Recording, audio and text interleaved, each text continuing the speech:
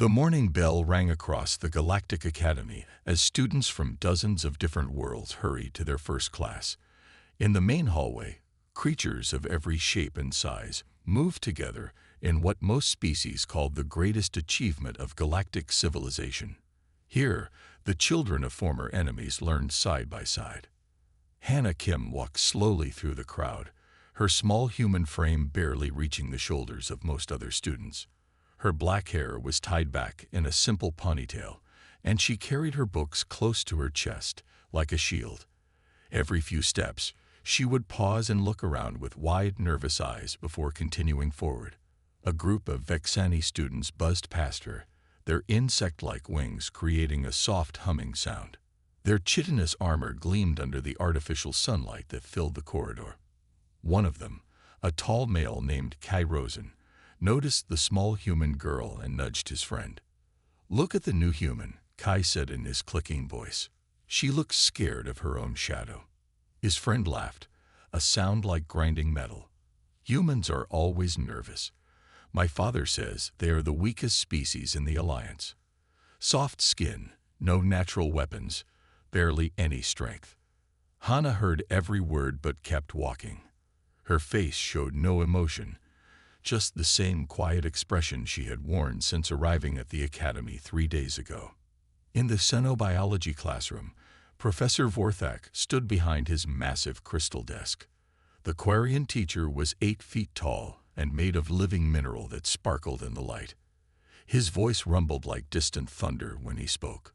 "Today we will assign partners for the survival simulation project," Professor Vorthak announced. "This exercise will test everything you have learned about working with other species under stress." The students immediately began whispering among themselves, hoping to be paired with friends or strong allies. Hannah sat in the back corner, as always, saying nothing. She opened her notebook and began writing, though the professor had not started the lesson yet.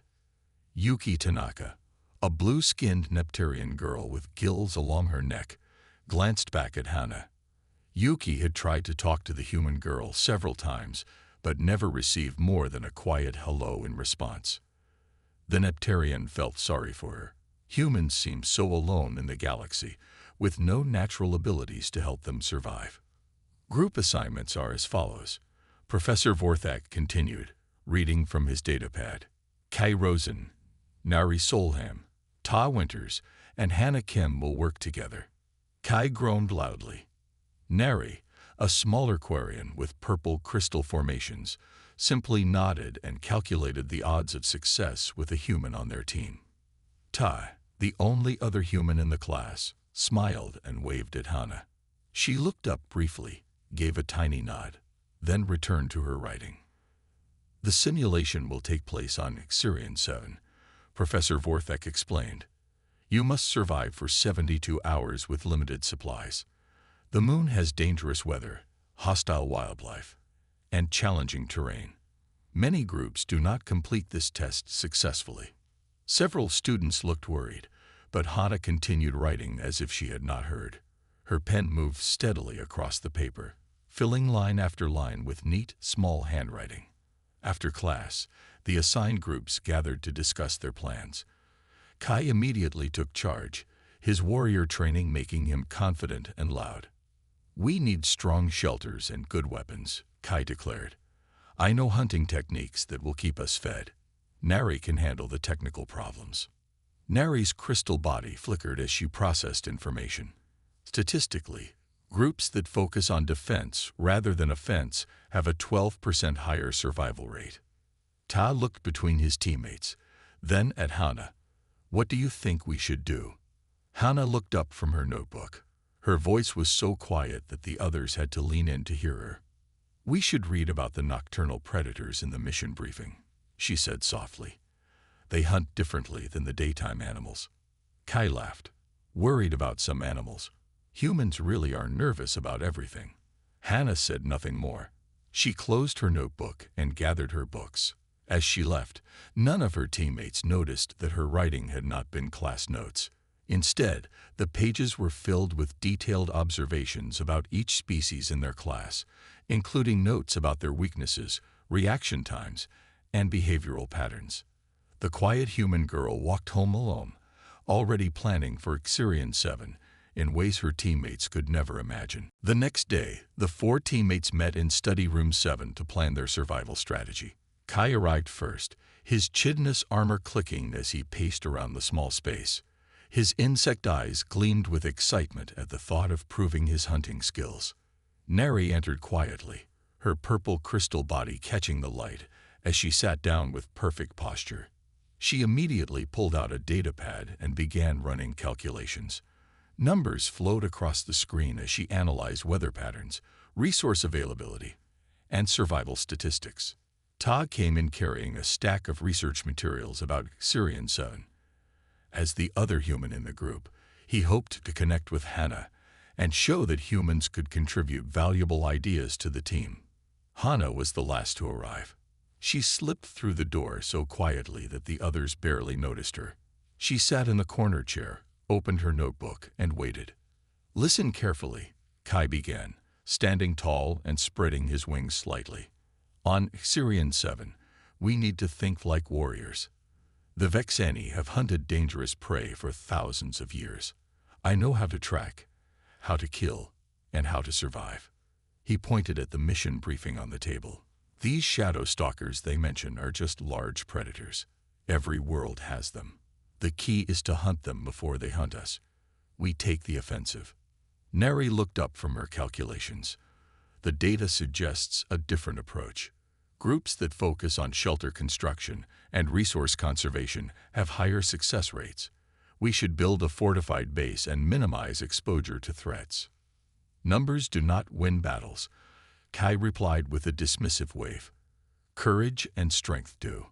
My people defeated the Crystal Wars through direct action, not hiding." Ta cleared his throat. "What about combining both strategies?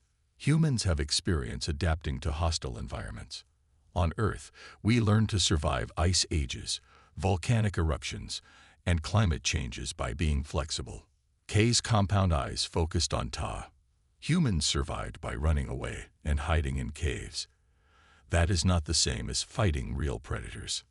"Actually," Ta said, trying to stay calm, "humans hunted some of the most dangerous animals on Earth to extinction. We developed tools and tactics that—" "Tools," Kai interrupted with a laugh. "Because you are too weak to fight with natural weapons." Neri continued typing. "Based on atmospheric composition and gravity readings, the optimal shelter design would be a reinforced dome structure with proper ventilation systems." The argument continued for an hour. Kai insisted on aggressive hunting tactics. Neri presented mathematical models for defensive strategies. Ta tried to suggest compromise solutions that nobody wanted to hear. Through it all, Hannah sat silently in her corner. Her pen moved steadily across the notebook pages, but she never looked up or spoke. The others began to forget she was even there. Finally, Tai turned to her. "Hannah, what do you think we should do?" She looked up slowly, as if surprised to be asked. Her voice was barely above a whisper. "The mission briefing mentions that the nocturnal predators behave differently from the daytime ones. Maybe we should study those behavioral differences first." Kai barely glanced at her. "All predators are the same. You hunt, or you become prey." Neri nodded absently while reviewing her data. The statistical models already account for varying threat levels throughout the day and night cycles. Ta was the only one who really listened. "That is a good point. What kind of behavioral differences did you notice?" But Hannah had already returned to her writing. "Just something to think about," she said quietly. Down the hall, instructor Jin Volkov observed the study groups through the monitoring system. The Quarian had taught survival courses for 20 years and could usually predict which teams would succeed. But something bothered him about the way other species talked about humans.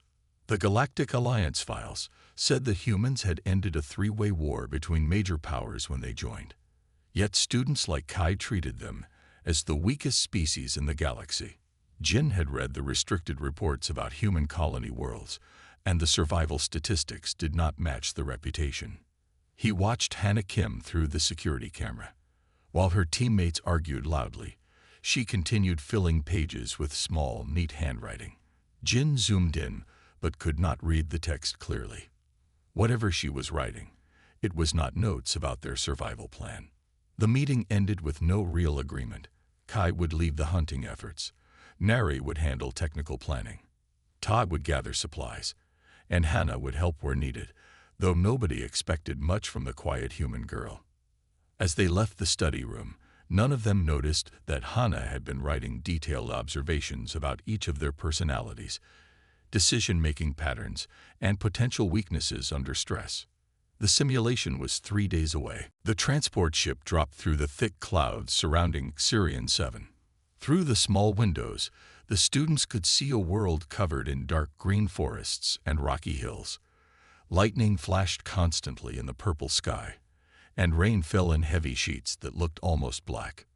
"Welcome to your new home for the next 3 days," announced the pilot, a cheerful Neptarian whose gills fluttered with amusement. Temperature ranges from freezing to burning hot depending on the time of day. The rain is mildly acidic, so do not drink it without purification. And remember, the local wildlife considers you food. 24 students from 6 different groups prepared for landing. Most looked nervous or excited. Hannah sat in her corner seat, staring out the window with the same calm expression she always wore. Her notebook was open in her lap, but she was not writing. The ship landed in a small clearing surrounded by massive trees with twisted black bark. Each tree was easily 200 feet tall, and their branches blocked most of the dim sunlight. Strange sounds echoed from the forest, howls, clicks, and rustling noises that did not sound like any normal animal. Your supply packs contain basic tools, water purification tablets, emergency food for 1 day, and communication devices for emergencies only, explained instructor Jin Volkov as the students gathered outside the ship. Remember, calling for rescue means automatic failure. The groups spread out to find suitable areas for their camps. Most teams immediately began searching for caves or clearings that could be easily defended.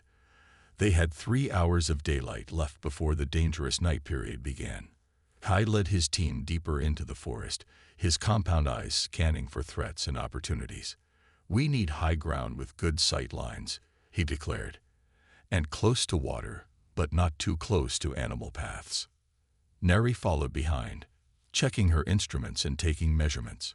Soil composition is suitable for foundation work. Wind patterns suggest this area experiences regular storm activity. Tai carried most of the heavy equipment without complaint. He kept glancing at Hannah, who walked silently at the back of the group. She seemed to be paying attention to everything around them, but in a different way than the others. While they looked for threats, she appeared to be listening to the forest itself. They found a suitable hilltop after an hour of searching. Kai immediately began marking trees for cutting to build their fortress-style shelter. Nari calculated the best angles for wall construction.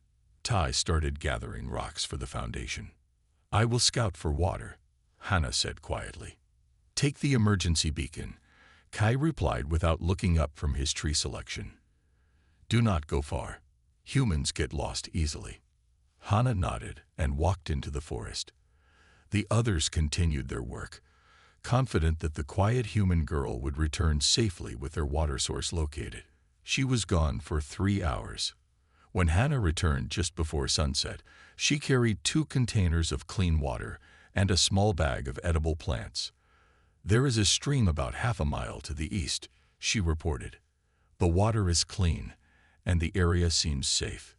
"Seems safe?" Kai asked. "Did you see any predators?" "No," Hannah said simply. "No predators in that area." The team used her water to mix their concrete-like building material. They worked through the evening, creating walls and a roof that could withstand the acidic rain. As night fell, they heard the first howls of the shadow stalkers beginning their hunt. From orbit, instructor Mira Chen monitored all 6 groups through satellite feeds. Her Vexani eyes were excellent at detecting movement patterns, and she noticed something odd about the thermal readings around Kai's group. The forest in their immediate area showed no large heat signatures. This was unusual because Syrian 7 was known for its dense predator population.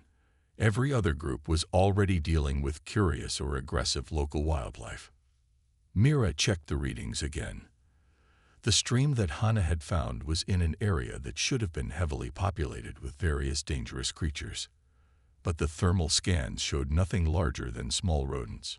She pulled up the footage from earlier in the day. The cameras had tracked each group member during their activities. But when she tried to follow Hannah's scouting trip, something strange happened. The girl appeared on cameras leaving camp, then seemed to vanish from the monitoring system for nearly 2 hours, then reappeared carrying water. Computer, explain the gap in surveillance footage for human subject Hannah Kim, Mira requested. No gap detected. Subject remained within monitored area for entire duration. But Mira could see with her own eyes that the cameras had somehow failed to track the human girl for most of her trip. Either the equipment was malfunctioning, or Hannah Kim knew exactly where every surveillance device was located and how to avoid them. Both possibilities worried the instructor more than she cared to admit. The second day on Syrian 7 began with emergency signals flashing across the instructor monitoring screens. Group 3 had activated their rescue beacon during the night. Group 5 followed 2 hours later. By midday, Group 1 was also calling for extraction. "What is happening down there?" asked Professor Vorthak as he reviewed the emergency reports in the Orbital Command Center. Instructor Jin Volkov pulled up the incident summaries. Shadow stalkers are hunting during daylight hours. This behavior was not predicted in our simulation models. 3 students are missing, 2 are severely injured, and the rest are too frightened to continue. Shadow stalkers only hunt at night, Mira Chen added, her compound eyes reflecting concern. They avoid sunlight because it interferes with their phase-shifting abilities. For them to be active during the day means something has changed their normal patterns. Down on the moon's surface, Kai's group remained confident in their fortified position. Their shelter was strong, their supplies were organized, and their leader was certain of victory.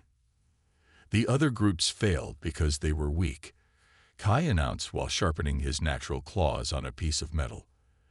They'd probably panicked at the first sign of danger. We Vexani do not run from challenges.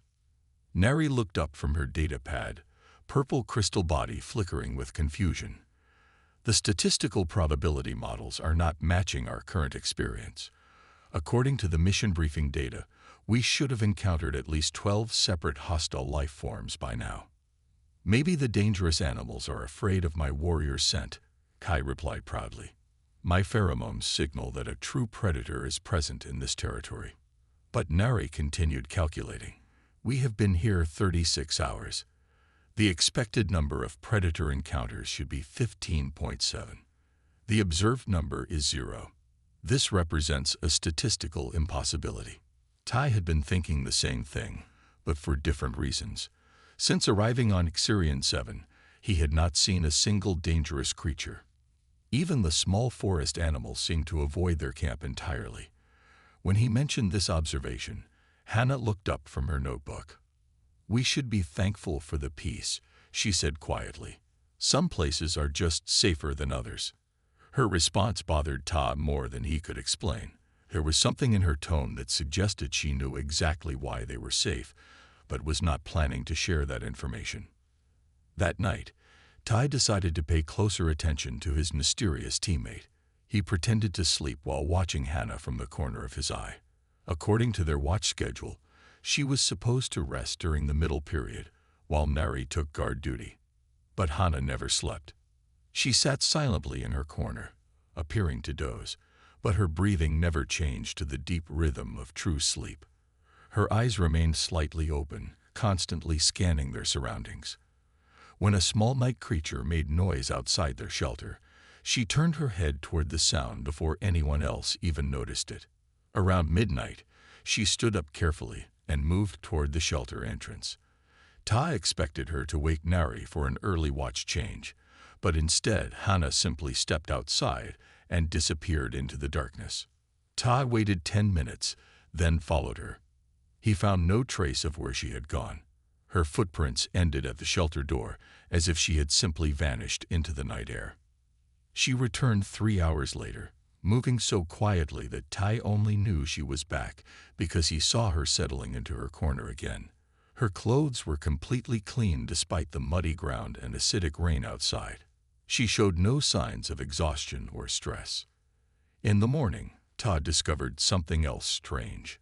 When Kai asked which direction they should search for more supplies, Hana immediately pointed northeast, without checking any instruments or landmarks.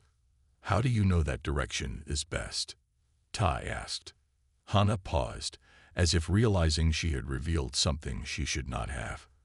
"I just have a good sense of direction," she said softly. But Ta noticed that her answer was different from her usual shy responses. This time, she was being careful about what she said, rather than simply being nervous about speaking. The emergency beacon signals continued throughout the day. Group 2 called for rescue after finding pieces of their missing teammate scattered across half a mile of forest. Group 6 reported that something had torn through their reinforced shelter like it was made of paper. Only K's group remained safe in their perfect bubble of calm forest, while Hana continued taking notes about things that no one else could see. In the orbital monitoring station high above Ixirian 7, Professor Vorthak stared at the surveillance screens with growing confusion. His massive crystal form reflected the flashing warning lights as more emergency signals arrived from the moon's surface. "This makes no sense," he rumbled to the other instructors. "Shadow stalkers are territorial creatures. They hunt in patterns, not random attacks. But look at these incident reports." Instructor Jin Volkov pulled up a three-dimensional map showing the locations of all the attacks. Red dots marked where students had gone missing or been injured. "The pattern is wrong. These creatures are not following their normal hunting behavior." Mira Chen enhanced the thermal imaging data from the past 2 days. Her compound eyes were excellent at detecting movement patterns that other species might miss. As she reviewed the footage, something impossible appeared on the screens. "The shadow stalkers are not hunting the students," she said slowly. "They are being hunted themselves." The other instructors gathered around her workstation. Mira pointed to the thermal readings from the previous night. "Watch this sequence. A shadow stalker approaches Group 2's camp here. Then look at this smaller heat signature moving through the forest." The screen showed a tiny dot of warmth moving at incredible speed between the trees. It was much smaller than a shadow stalker, roughly human-sized, but moving faster than any recorded creature on Ixirian 7. The small signature appears, moves toward the predator, and then both heat sources disappear, Mira continued. "This pattern has repeated 17 times in the past 2 days. Professor Vorthak processed this information. You are suggesting that something is systematically eliminating the shadow stalkers." "Not something," Jin replied, checking the timestamps. "Someone. These elimination events correlate exactly with the periods when human student Hannah Kim leads her group's camp." The monitoring room fell silent. The idea that a small human girl could be hunting apex predators was beyond their understanding of that species. Humans were supposed to be the weakest members of the Galactic Alliance. Dr. Una Blackstone entered the command center carrying a sealed datapad. As the human liaison to the Academy, she had access to restricted files that other species could not review. Her face showed deep concern. "I need to contact Human Defense Command immediately," she announced. "Why?" asked Professor Vorthak. "This is an academic exercise." Dr. Blackstone activated her secure communication system. "Because I just reviewed Hannah Kim's complete file. Her Academy application was approved by Admiral Han Morrison personally." The call connected to a military facility somewhere in human space. Admiral Morrison appeared on the screen, a stern-looking human with gray hair and cold eyes. "Dr. Blackstone, I assume this is about Subject H7. Subject H7. The instructors exchanged worried glances. Academy students did not have subject numbers. "Admiral, we have a situation on Ixirian 7. The shadow stalkers are being systematically eliminated, and we believe your student is responsible." Admiral Morrison showed no surprise. Has she maintained her cover identity? Her teammates still believe she is just a nervous human girl, but our monitoring equipment is detecting impossible movement patterns. Good. The simulation continues as planned. Do not interfere with subject H7 under any circumstances. Professor Vorthak stepped forward. Admiral Morrison, with respect, this student is hunting creatures that can phase through solid matter. This goes beyond any known human capabilities. The Admiral's expression hardened. Professor, you clearly do not understand what humans are capable of. Subject H7 is from the outer colonies. She has been defending human settlements since she was 12 years old. Dr. Blackstone looked pale. Admiral, how many confirmed eliminations does she have? 847 hostile contacts neutralized in defense of colonial territories. She specializes in xenomorphic predators that other humans cannot handle. The number hung in the air like a physical weight, 847 kills, and she was 17 years old. The shadow stalkers on Xerion 7 are not a threat to Subject H7, Admiral Morrison continued. They are target practice. Your other students are safe because she is there. The communication ended, leaving the instructors staring at blank screens. Everything they thought they knew about humans was wrong. The quiet girl who sat in the back of classes and barely spoke was actually the most dangerous individual on the entire moon. Down on Xerion 7, Hannah Kim returned to her Groot's shelter as the sun began to rise. She settled into her corner with her notebook, looking exactly like the shy student her teammates expected to see. But now the Watchers in orbit knew the truth. They were not monitoring a survival exercise. They were observing a predator who had spent years learning to hunt things that most species could not even imagine. The third night on Xerion 7 began differently from the others. Instead of the usual distant howls and scattered sounds, the forest around their camp fell completely silent. Even the constant background noise of insects and small creatures stopped. Kai noticed it first.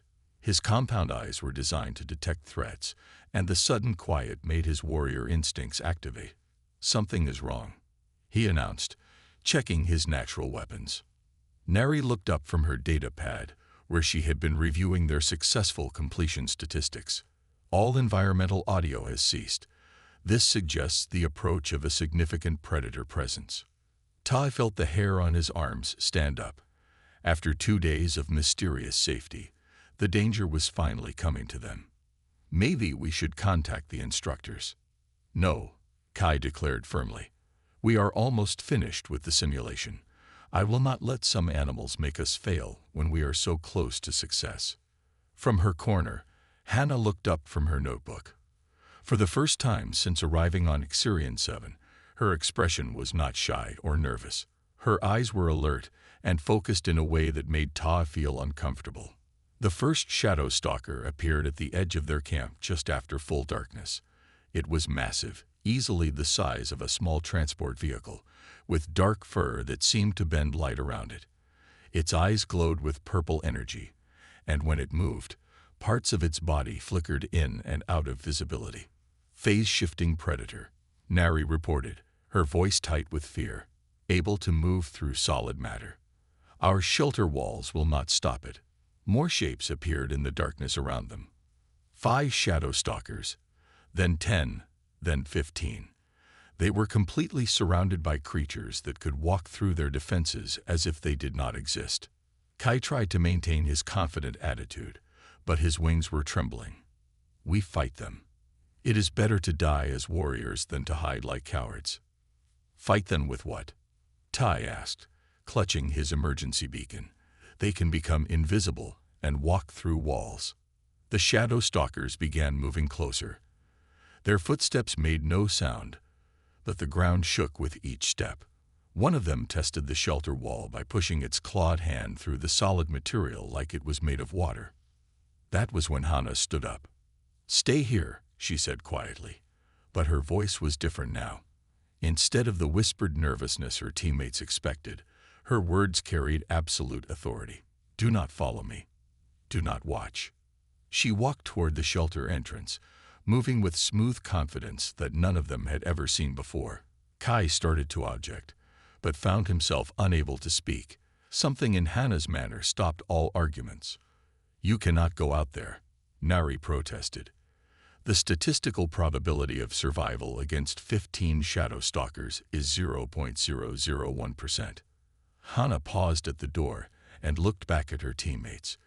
In the dim light, her expression was calm and focused. She looked like a completely different person.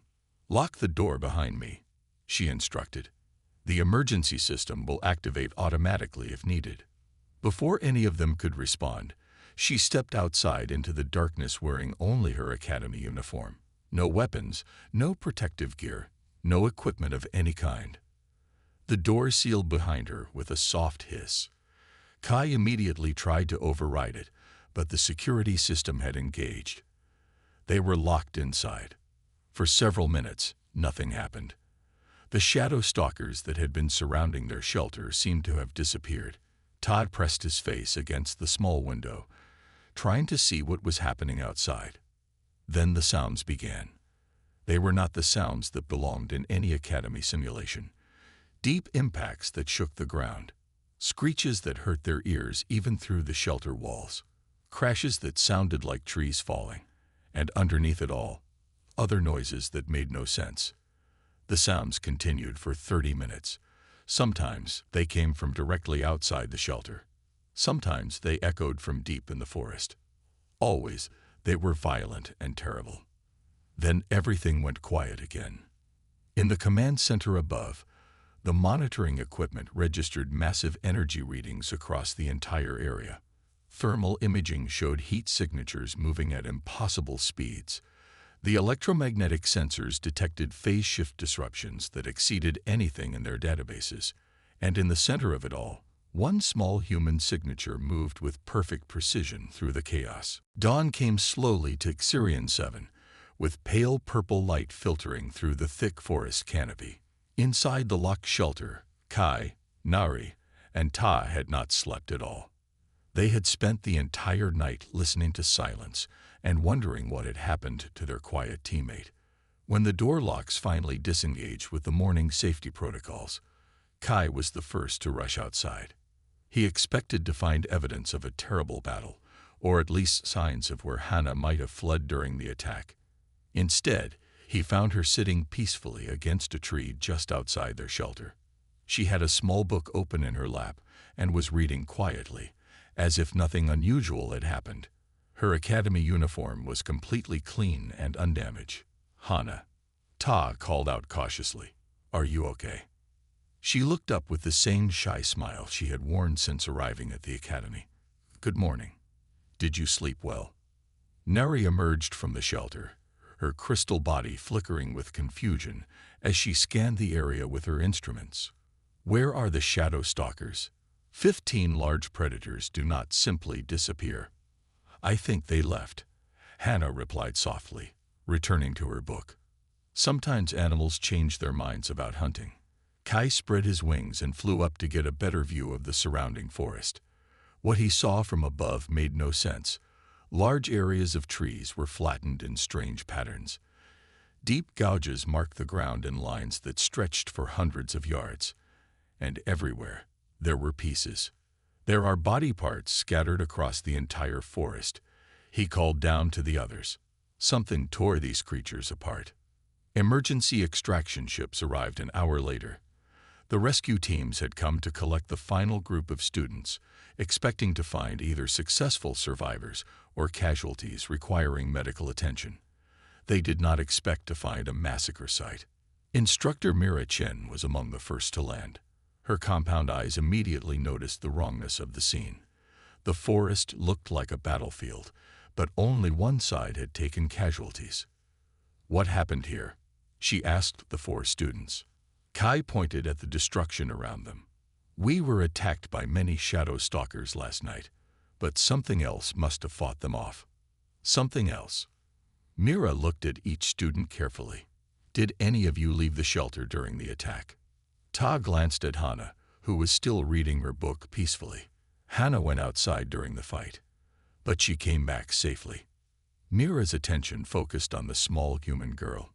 "Miss Kim, Can you describe what you observed outside?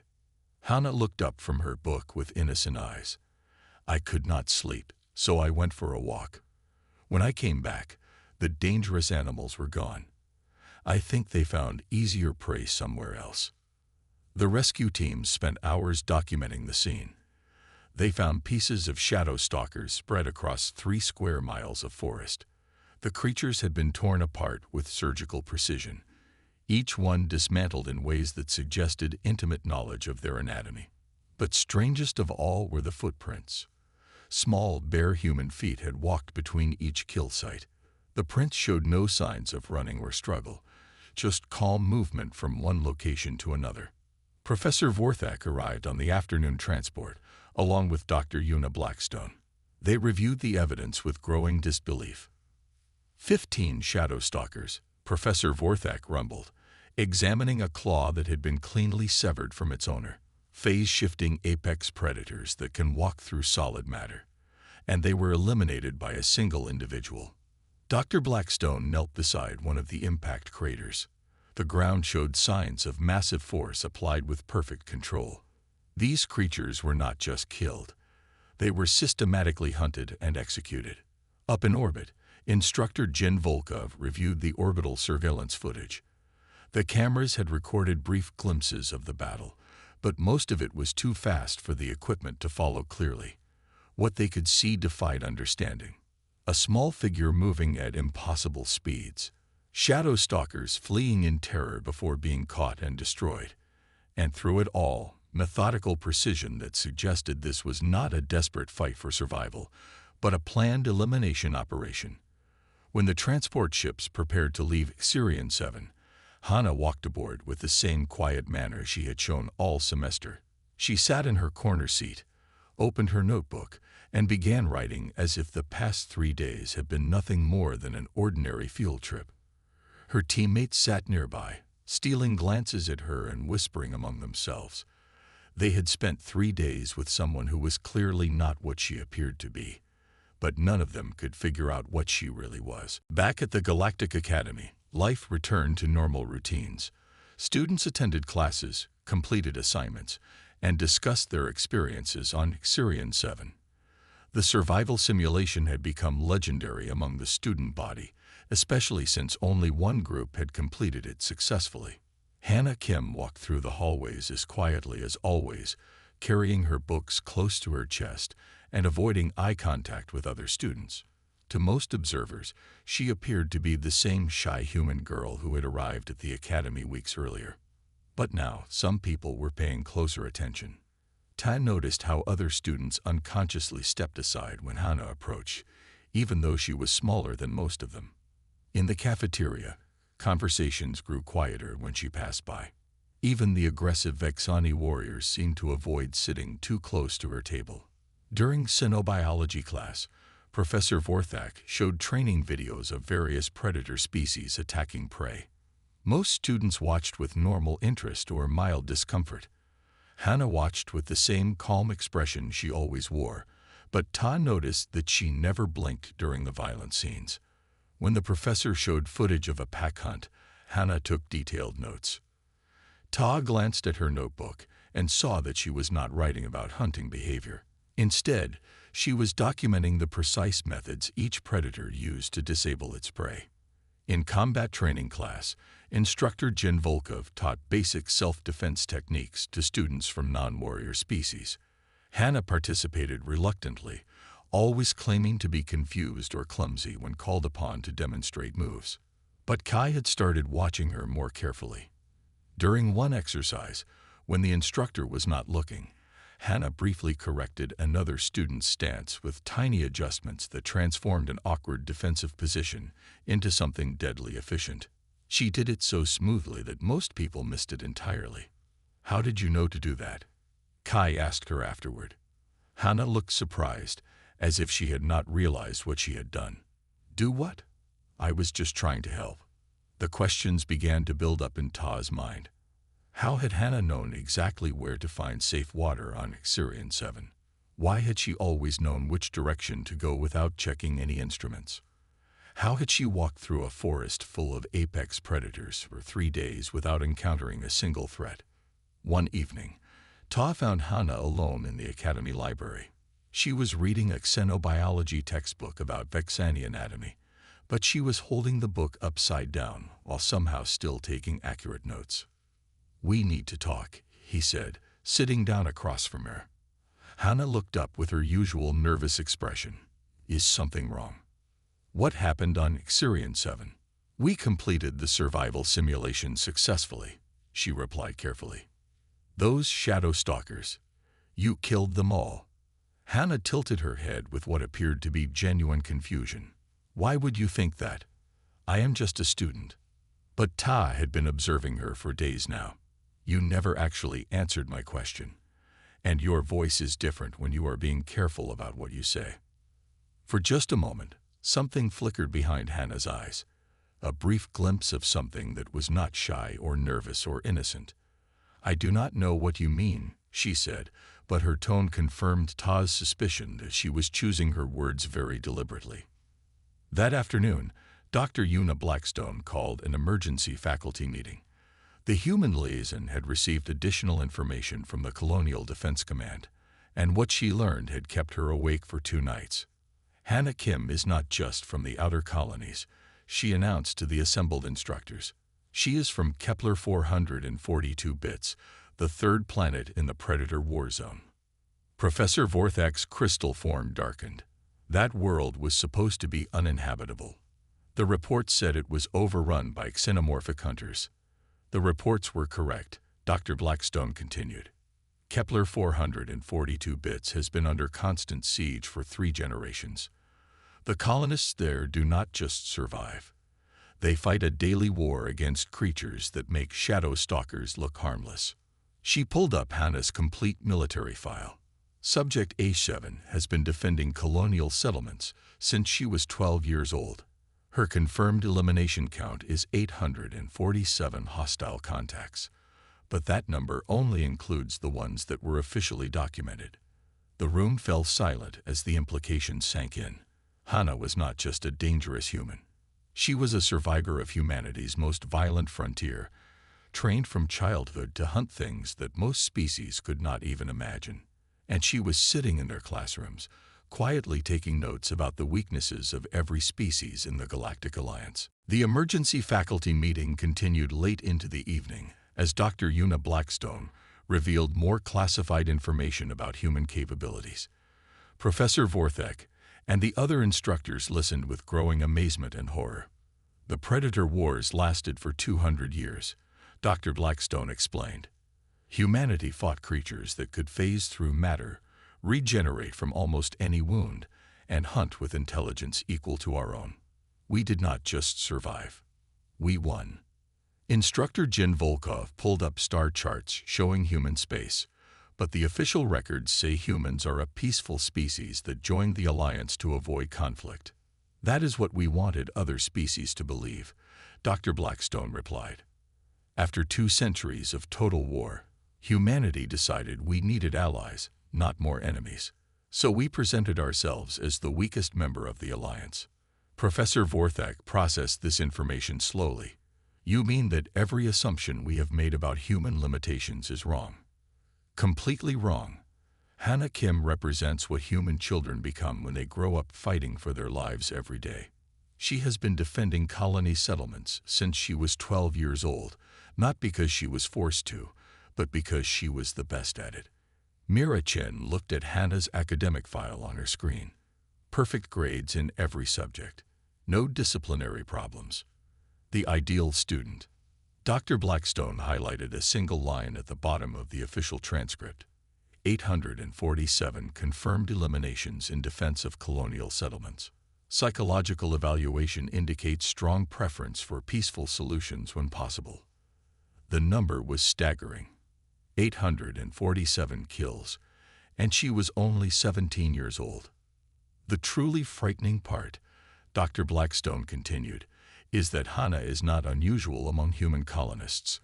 She is simply one example of what your species becomes when survival requires it." Down in the Academy library, Hannah sat quietly reading while Ty watched her from across the room. She appeared to be studying for tomorrow's examination on galactic political structures, but he noticed something strange about her behavior. Every few minutes, she would glance toward the windows or doors, as if checking for threats that were not there. Her pencil moved steadily across note pages, but when Ty shifted position to see what she was writing, the notes were not about politics. Instead, Hannah had drawn detailed floor plans of the academy buildings, marked with exit routes and defensive positions. She had also written lists of every student and instructor, along with notes about their species, physical capabilities, and potential weaknesses. Planning something? Ty asked quietly. Hannah looked up with her usual shy expression. Just studying. But this time, Ty was ready for her careful responses. Studying what? Battle tactics. For a long moment, Hannah said nothing. Then she smiled, and for the first time since meeting her, Ty saw something genuine in her expression. Someone has to know how to protect humanity's new friends, she said softly, even if they do not realize how much they need protecting. The simple statement carried implications that made Ty's skin crawl. Hannah was not just a dangerous individual. She was a representative of a species that had spent 2 centuries learning to hunt the most dangerous creatures in the galaxy. And now they were here, in the heart of the Galactic Alliance, quietly taking notes about every other species. The next morning, Hannah attended her xenobiology class as usual. Professor Vorthak had decided to test his new understanding of human capabilities with a simple question. Miss Kim, he said carefully, in your opinion, which species in our alliance would pose the greatest threat if they decided to break the peace treaties? Hannah looked up from her notebook with innocent eyes. The other students waited for her usual nervous response. The Andromedans are considering military action in the Titan sector, she said quietly. But they have not considered that human colony ships are already in that region. The classroom fell silent. Professor Vorthak realized that his shy student had just delivered a threat wrapped in academic discussion. And what would happen if they proceeded with their plans? He asked. Hannah returned to her notes with the same calm expression she always wore. I suppose they would learn why humans prefer peaceful solutions when possible. In that moment, the professor understood the truth about the quiet girl in his class. She was not just the deadliest predator in the academy. She was a promise of what humanity could become if their new friends ever became enemies. And she was exactly where she needed to be.